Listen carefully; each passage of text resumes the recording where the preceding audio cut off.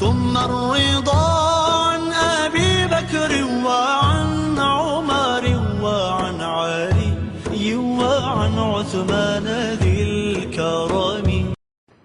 مگر فرمایا لوگو اگر تم نے میرے ان سے راضی ہونے کے عملی نمونے شہادتیں دیکھنی ہیں، ان کے پکے کامل صادق مخلص مومن رہنے کے نمونے دیکھنے ہیں،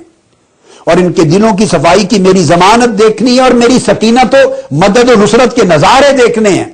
وَأَصَابَهُمْ فَتْحٌ قَرِيبٌ، اور میرے وعدے کے مطابق اگر یہ مومن رہے تو فتوحات چلتی رہیں گی، یہ نظارہ دیکھنا ہے. تو پھر دیکھنا اس وقت کہ فتوحات روم کس کن کے ہاتھوں پر ہوتی ہیں. اگر تو ان کے ہاتھوں پر ہوں تو سمجھے اس وقت تک بھی یہ مومن تھے. اگر فتوحات فارس و ایران ان کے ہاتھوں پر ہوں تو سمجھ یہ قرآن کہہ رہا ہے، تو سمجھنا اس وقت بھی یہ مومن تھے. اگر بلاد ہند و سندھ ان کے ہاتھ پر فتوحات ہوں سمجھنا اس وقت تک بھی یہ مومن تھے. تو کچھ فتوحات سیدنا ابو بکر صدیق کے زمانے میں ہوئی مگر وہ مرتدین سے لڑتے رہے، مگر یہ ساری فتوحات خلافت راشدہ میں عہد فاروقی میں ہوئی. پورے بلاد روم اور بلاد شام سیدنا فاروق اعظم کی فتوحات ہیں. بلاد فارس و بلاد ایران سیدنا فاروق اعظم کی فتوحات ہیں. وَأُخْرَى لَمْ تَقْدِرُوا عَلَيْهَا قَدْ أَحَاطَ اللَّهُ بِهَا، تمہیں سمجھ نہیں، تمہیں تصور نہیں، مگر اللہ نے ان کا احاطہ کر رکھا ہے تمہارے لیے. یہ دلیل ہوگی تمہارے سچے پکے مومن رہنے کی، اللہ کے احاطہ میں ہے، وقت پر تمہارے اوپر یہ فتوحات کھلیں گی. وَكَانَ اللَّهُ عَلَى كُلِّ شَيْءٍ قَدِيرًا، اگر آج تم تصور نہیں کر سکتے کہ کیا شہنشاہ ایران کی سلطنتیں بھی ہمارے زیر لگی آئیں گی، کیا کسرا کے کنگن بھی تمہارے پاس مدینہ میں آئیں گے اور فاروق اعظم اٹھا کر سراقہ بن مالک کو پہنا رہے ہوں گے، کیا یزدگرد کی شہزادیاں بھی تمہارے پاس آئیں گی، اور فاروق اعظم یا عثمان غنی رضی اللہ تعالیٰ عنہ ان دنیا کے سب سے بڑے ایران کے شہنشاہ کی دو بیٹیاں وہ ایک حسن کو اور ایک حسین کو دے رہے ہوں گے، اور حسین کی زوجہ یزدگرد کی بیٹی جو فاروق اعظم نے ان کو عطا دی کہ میرے شہزادے حسین، حضور کے نواسے حسین، یہ دنیا کے سب سے بڑے شہنشاہ یزدگرد کی سب سے خوبصورت بیٹی حسین کو دیتا ہوں. اس سے علی زین العابدین پیدا ہوئے، امام زین العابدین. فرمایا قد احاط اللہ بہا، تم تصور نہیں کر سکتے مگر اللہ کے احاطے میں ہیں، اللہ نے کنٹرول کر رکھا ہے، وقت پر کھلتی جائیں گی فتوحات. ہند و سندھ فاروق اعظم کے دور میں فتوحات ہوئی. 16 ہجری میں صحابہ اور تابعین کا پہلے لشکر 16 ہجری میں ایران سے ہوتے ہوئے، بلوچستان سے ہوتے ہوئے سندھ میں کراچی دیبل تک پہنچے 16 ہجری میں. محمد بن قاسم کی آمد 92-93 ہجری میں تو ان کے 80 سال 78 سال بعد کا واقعہ ہے، مگر پہلے لشکر سیدنا فاروق اعظم کے زمانے میں سن 16 ہجری میں کراچی دیبل تک آ گئے تھے. اور لوگ سمجھتے ہیں کہ شاید اسپین کی فتوحات طارق بن زیاد کے زمانے میں جا کے ہوئی 94 ہجری میں، وہ بھی 60-70 سال بعد کا واقعہ ہے. پہلا لشکر اسلام سیدنا عثمان غنی کے دور خلافت میں سن 28 ہجری میں اسپین پہنچا تھا، افریقہ کی فتوحات کرتے ہوئے اور مغرب کی فتوحات کرتے ہوئے اسپین پہنچا تھا 28 ہجری میں. اور ادھر 28 ہجری میں ہی سیدنا عثمان غنی کا خط لے کر فتوحات کرتے ہوئے اور تجار چائنا کے بادشاہ کے پاس عثمان غنی کا خط لے کر دعوت اسلام کا پہنچے تھے 28 ہجری میں. اور 16 سے 20-30 ہجری کے زمانے تک عہد فاروقی اور عہد عثمانی میں وسطی ایشیا کی سٹیٹس یہ فتوحات ہو چکی تھی. یہ فتوحات تھی اخرى لم تقدروا علیہا. تو جب قرآن مجید نے ان ساری فتوحات کو ضمانت قرار دے دیا اور شہادت قرار دے دیا، ان کے ایمان اور اللہ کی رضا کی شہادت بنایا کہ اگر تمہیں شک ہو کہ معاذ اللہ کہیں بعد میں یہ پھر نہ جائیں تو دیکھنا اگر یہ پھر گئے تو فتوحات ان کے ہاتھوں پر نہیں ہوں گی، اللہ اپنی مدد اٹھا لے گا. اللہ اپنی سکینت اٹھا لے گا، اپنی معونت اٹھا لے گا، اور جب اللہ کی مدد ہٹ جائے گی تو بس اس کے بعد فتوحات ان کے ہاتھوں پر نہیں ہوگی۔ اگر ان کے ہاتھوں پر قرآنی وعدے کے مطابق فتوحات ہوتی رہیں، اسلام پھیلتا رہے، فتوحات ہوتی رہیں، تو سمجھنا کہ یہ سچی راہ پر ہیں، سیدھی راہ پر ہیں، نہ بہکے ہیں نہ بھٹکے ہیں، اور اللہ کی ہدایت کی ضمانت، اس کے راضی ہونے کی ضمانت ان کے سروں پر سایہ فگن ہے۔ یہ بڑی ایک لطیف بات جو قرآن مجید نے کہی۔ پھر آیت نمبر 26 میں اللہ پاک نے دوبارہ گواہی دی ان کے لیے اور فرمایا فانزل اللہ سکینتہ علی رسولہ وعلی المؤمنین، اللہ پاک نے اپنی سکینت نازل کی اپنے رسول پر اور ان مومنوں پر، یہ جو 1500 یا 1800 مومن تھے حدیبیہ کے، ان سب پر سکینت نازل کی۔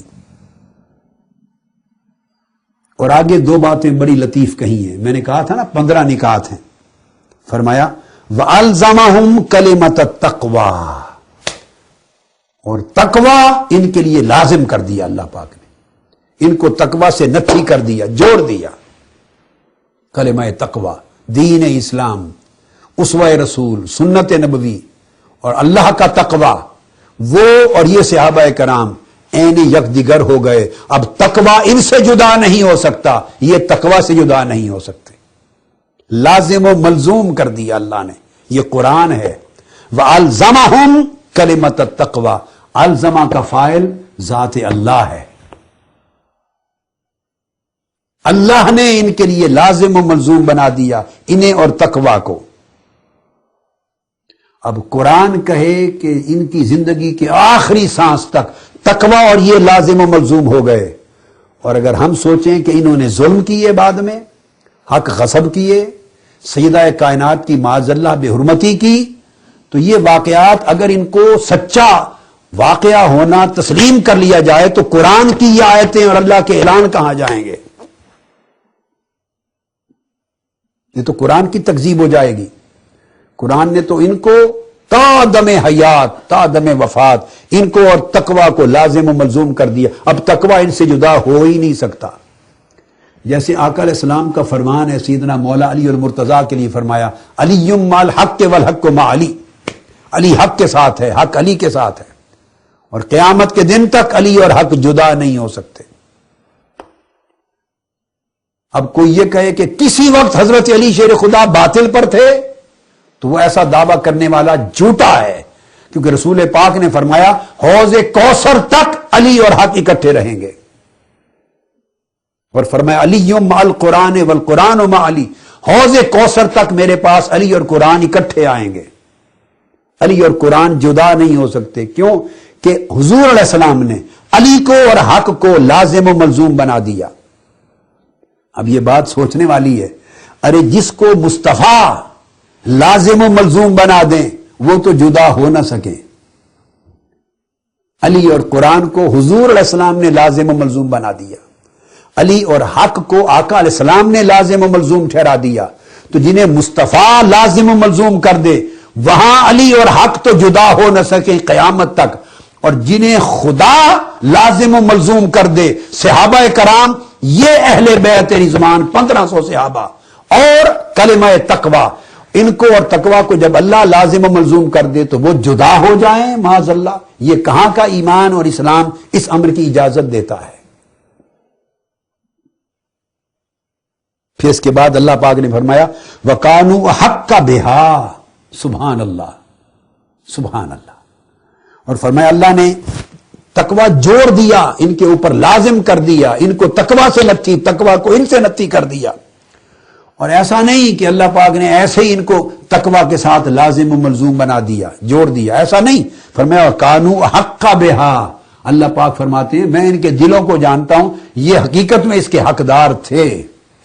حقدار تھے تو میں نے ان کو تقوی سے جوڑ دیا۔ وَأَهْلَهَا، اور یہ اس کے اہل بھی تھے۔ اب قرآن اور اللہ ان کو اہل کہے، اور اگر ہم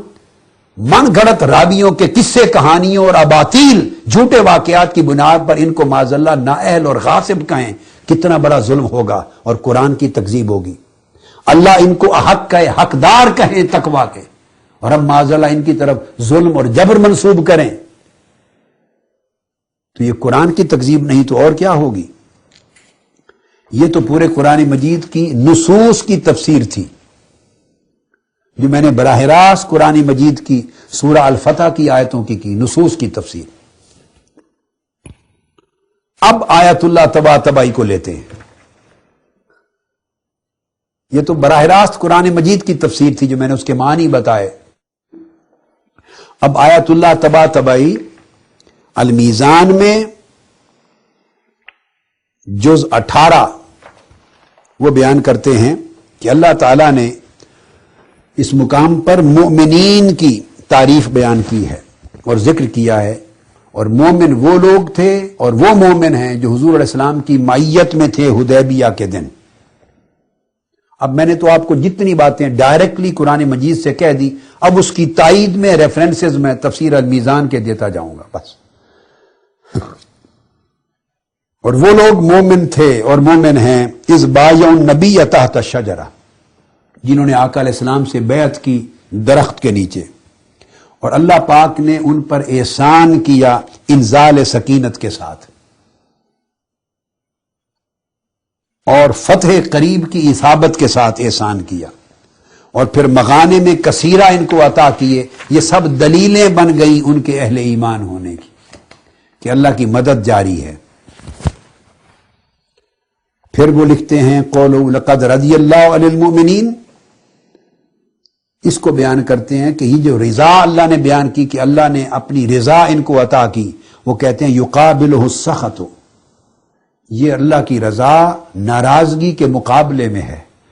مطلب یہ ہوا کہ جب اللہ ان سے راضی ہو گیا تو اب اللہ ان سے ناراض نہیں ہوگا، ناراضگی رد ہو گئی، تو اللہ پاک ان کو جزائے حسن عطا کرے گا، اور اس کی مخالفت اب نہیں ہو سکتی لاستحالۃ ذالک علیہ تعالی، کہ اس کی مخالفت محال ہو گئی۔ اب اللہ راضی رہے گا ان سے، اس نے اعلان کر دیا، اور جزائے حسن ہی رہے گی، اور خیر اور اعمال صالحہ پر ہی رہیں گے۔ اور پھر علامہ طباطبائی لکھتے ہیں کہ اس بیعت کے دن جب اللہ پاک نے فرمایا لقد رضی اللہ عن المؤمنین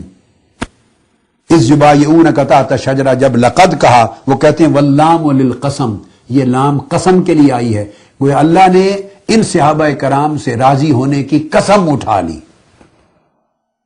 اس نے کہا مجھے اپنی ذات کی قسم کہ میں ان سے راضی ہوں، یہ لام قسم کے لیے آئی ہے۔ تو اللہ جب قسم اٹھا کر ان سے راضی ہونے کا اعلان کر چکا تو وہ اتنی اب معمولی سی چیز ہے کہ بعد میں یہ سارے کے سارے معاذ اللہ پھر جائیں۔ اور پھر وہ بیان کرتے ہیں فعلم ما فی قلوبہم فانزل السکینۃ علیہم، دو ضمانتیں کہ اللہ نے ان کے دلوں کے حال کو جان لیا اور ان کو اپنی سکینت عطا کی، اور ان کو فتح عطا کرے گا اور غنائم عطا کرے گا۔ وہ کہتے ہیں یہ سارا کچھ دلیل ہے، المراد بہا فی قلوبہم حسن النیت وصدقھا فی مبایعتہم، یہ دلیل ہے اللہ کا سارا بیان کہ ان کے دلوں میں حسن نیت ہے اور صدق اور صفائی ہے، کیونکہ کوئی عمل کسی کا اللہ کی رضا کا باعث نہیں بن سکتا جب تک صدق نیت اور اخلاص اس کو حاصل نہ ہو۔ یہ آیت اللہ طباطبائی نے بیان کیا، اور کہتے ہیں فالمعنی فعلم ما فی قلوبہم، اللہ نے ان کے دلوں کا حال جان لیا، اس کا معنی ہے کہ اللہ نے اعلان کر دیا کہ ان کی نیتیں سچی ہیں اور ان کے عزائم مخلص ہیں، اخلاص اور صدق نیت کا اعلان کر دیا، اور ان کے دلوں پر ایمان ہے، دلوں میں، اور ایمان صحیح ہے، اور انہیں دین کی محبت ہے اور دین کی محبت میں حریص ہیں۔ یہ آیت اللہ طباطبائی نے بیان کیا اس کو۔